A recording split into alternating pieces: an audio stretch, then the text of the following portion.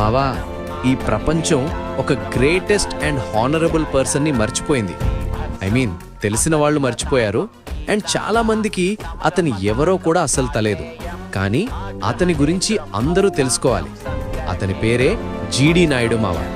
ఇతను 1893 తమిళనాడులో జన్మించాడు. అండ్ జీడి నాయుడుకి చదువు లేదు.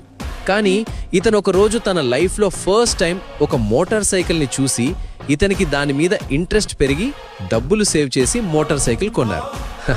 దాని మీద తిరగడానికి కాదు మామ, అతను ఆ మోటార్ సైకిల్ కొనిన వెంటనే ఆ పార్ట్ సెపరేట్ చేసేశారు. ఎందుకంటే అతనికి ఆ మోటార్ సైకిల్ ఎలా పనిచేస్తుందో తెలుసుకోవాలని ఇంట్రెస్ట్ వచ్చింది. అండ్ ఇక్కడితో అతని జర్నీ స్టార్ట్ అయింది. అండ్ మన భారతదేశంలో ఎలక్ట్రిక్ మోటార్ని ఇంకా అడ్వాన్స్డ్గా తయారు చేశాడు. ఇంకా తక్కువ ధరకు radio, electronic razors, ticket vending machine, first voting machine prototype and almost 100కి పైన ఇన్వెన్షన్స్ చేశారు. కోయంబత్తూర్ మొత్తం ఫ్యాక్టరీస్ నిర్మించారు. చాలా మందికి జాబ్స్ ఇచ్చారు. ఇంజనీరింగ్ కాలేజీలు కట్టి గవర్నమెంట్కి ఫ్రీగా ఇచ్చేశారు.